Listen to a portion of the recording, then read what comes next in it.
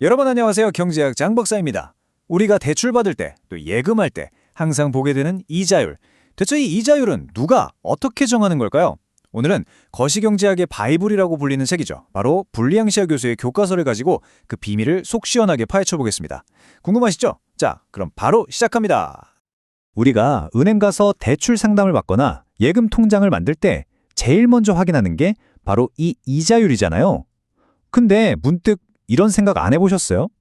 이렇게나 중요한 이자율, 도대체 누가, 무슨 원리로 정하는 걸까요? 네, 바로 이 질문이 오늘 우리가 함께 풀어볼 핵심 주제입니다. 아마 많은 분들이 대통령이나 아니면 한국은행 총재 같은 아주 높은 분이 딱 정하는 거 아닐까 하고 생각하실 수도 있어요. 정답은요, 놀랍게도 특정 인물이 아닙니다. 바로 시장이에요.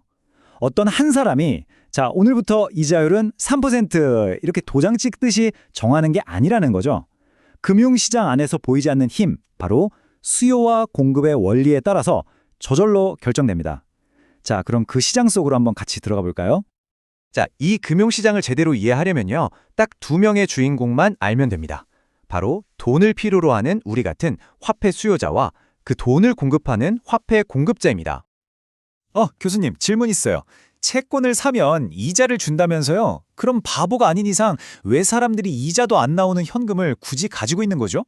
아주 예리하고 좋은 질문이에요. 우리가 왜 현금을 갖고 있을까요? 바로 편의점 가서 아이스크림 사 먹고 버스카드 충전하고 이런 거래를 해야 하니까요. 채권 뭉치를 들고 가서 이걸로 옷방 주세요 할 순 없잖아요. 그러니까 채권 이자라는 수익을 포기하는 대신 우리가 일상생활에서 물건을 살 수 있는 편의성을 얻는 거라고 생각하면 돼요. 자, 이 관계를 그래프로 그리면 아주 간단하고 명확해집니다. 한번 생각해 보세요. 만약에 은행 이자율이 엄청 높아요. 그럼 현금을 가지고 있는 게 너무 아깝겠죠? 얼른 은행에 넣어두거나 채권을 사려고 할 거예요.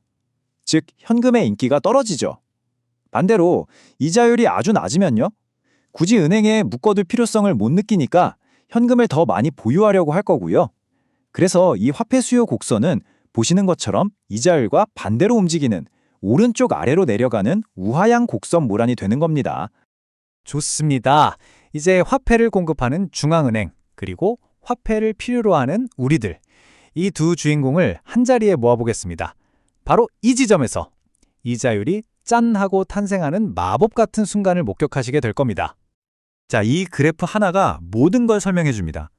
중앙은행이 공급하는 돈의 양은 이자율이 높던 낮던 상관없이 일정하다고 했죠? 그래서 이 공급 곡선 MS는 보시는 것처럼 꼿꼿한 수직선 모양이에요. 반면에 우리가 갖고 싶어하는 돈의 양, 즉 수요 곡선 MD는 아까 봤듯이 우하향하고요. 이 두 선이 딱 만나는 지점, 바로 점 A 보이시죠? 바로 저기서 시장에 공급되는 돈의 양과 사람들이 필요로 하는 돈의 양이 정확히 일치하면서 우리 사회의 균형 이자율, I가 결정되는 겁니다. 정말 명쾌하지 않나요? 교수님, 그럼 만약에요, 중앙은행이 갑자기 돈을 더 많이 찍어내면 어떻게 돼요? 그럼 이자율도 바뀌는 건가요? 바로 그겁니다. 핵심을 정확히 짚었어요. 그게 바로 중앙은행이 하는 가장 중요한 일, 우리가 통화정책이라고 부르는 것의 시작점입니다. 다음 슬라이드에서 바로 그 답을 확인해보죠. 자, 한번 보세요. 중앙은행이 시중에 돈을 더 풀었어요. 즉, 화폐 공급을 MS에서 MS 프라임으로 늘렸습니다. 그럼 어떻게 될까요? 수직선이었던 공급 곡선이 오른쪽으로 이렇게 쓱 이동하겠죠.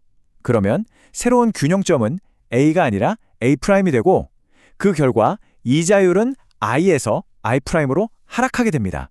아주 상식적이죠? 시장에 돈이 흔해지니까 돈의 가치라고 할 수 있는 이자율이 싸지는 원리입니다. 그럼 반대 경우도 한번 볼까요? 이번엔 중앙은행은 가만히 있는데 경제가 막 성장해서 사람들 소득이 늘었다고 해보죠. 그럼 월급도 오르고 용돈도 늘었으니 물건을 더 많이 사겠죠? 자연스럽게 더 많은 현금이 필요하게 됩니다. 이건 화폐 수요가 늘어나는 상황이에요. 그래서 수요 곡선 MD가 오른쪽으로 이동하고요. 돈의 공급은 그대로인데 찾는 사람만 많아지니까 이자율은 I에서 I'으로 상승하게 되는 겁니다. 교수님, 근데 아까부터 궁금했는데요. 중앙은행이 시중에 돈을 푼다, 거둬들인다 하는 게 구체적으로 어떻게 하는 거예요? 설마 헬리콥터 타고 다니면서 막 돈을 뿌리는 건 아닐 거 아니에요? 아하, 맞아요. 아주 현실적이고 좋은 질문이네요. 중앙은행은 아주 세련되고 강력한 방법을 쓰는데요. 그걸 경제학 용어로 공개시장 운영이라고 부릅니다. 공개 시장 운영. 말이 조금 딱딱하고 어렵게 들리죠? 근데 이걸 아주 쉽게 풀어서 말하면요. 그냥 중앙은행이 시중은행들을 상대로 채권 장사를 하는 거라고 생각하시면 돼요. 이 채권 장사를 통해서 시중에 돌아다니는 돈의 양을 마법처럼 늘리기도 하고 줄이기도 하는 거죠. 중앙은행의 재산 목록, 일종의 가계부라고 할 수 있는 대차대조표를 보면 이게 한눈에 보입니다. 중앙은행이 시중은행으로부터 1,000억 원어치 채권을 사들였다고 해보죠. 그럼 중앙은행의 자산, 즉 재산 목록에 채권이 1,000억 원 늘어나겠죠? 그리고 그 채권을 산 대가로 1,000억 원의 화폐를 새로 찍어서 지급합니다. 그럼 이 돈이 시중에 풀리면서 통화량이 늘어나는 거예요. 이걸 바로 경기를 부양할 때 쓰는 확장적 통화정책이라고 부릅니다. 자, 여러분 이제 거의 다 왔습니다. 지금부터 설명할 이 개념이 중앙은행이 채권을 사고 파는 행위가 어떻게 우리가 매일 보는 그 이자율에 영향을 미치는지 연결해주는 가장 중요한 핵심 고리입니다. 딱 1분만 더 집중해 주세요. 채권 가격과 이자율은요, 마치 시소 같아요. 한쪽이 올라가면 다른 한쪽은 반드시 내려가는 역관계에 있습니다. 왜 그럴까요? 자, 1년 뒤에 100원을 받을 수 있는 채권이 있다고 생각해 보세요. 이걸 오늘 95원에 샀다면 1년 뒤에 제 수익, 즉 이자는 5원이 되겠죠? 그런데 이 채권의 인기가 너무 높아져서 너도 나도 사려고 하는 바람에 채권 가격이 98원으로 올랐다고 해보죠. 그럼 이걸 98원에 사면 1년 뒤에 똑같이 100원에 받아도 제 수익은 2원으로 줄어들잖아요. 바로 이겁니다.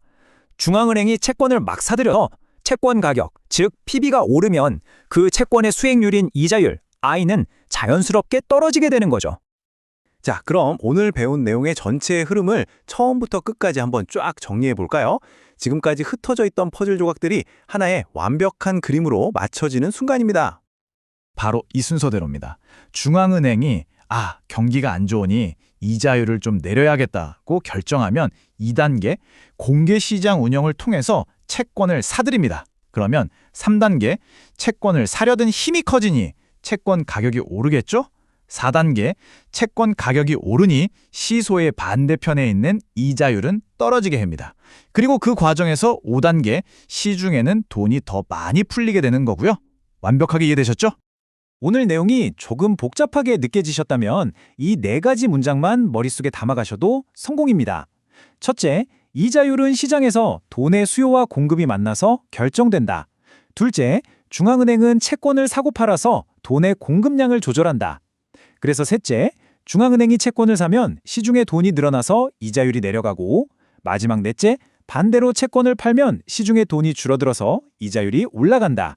이 간단한 원리가 바로 현대 경제를 움직이는 통화정책의 모든 것이라고 할 수 있습니다. 자, 이제 마지막으로 여러분께 질문 하나를 던지면서 오늘 내용을 마무리할까 합니다. 오늘 배운 것처럼 중앙은행은 이자율을 내려서 경기를 살릴 수 있는 강력한 힘을 가지고 있죠. 그런데 만약 이자율을 더 이상 내릴 수 없는 거의 0%에 가까운 제로금리 상황에 부딪힌다면 그때는 중앙은행이 경제를 살리기 위해 또 어떤 일을 할 수 있을까요? 이건 교과서를 넘어서 현실 경제를 깊이 고민해 볼 수 있는 아주 좋은 질문입니다. 한번 곰곰이 생각해 보세요. 오늘 내용은 여기까지입니다. 모두 수고 많으셨습니다.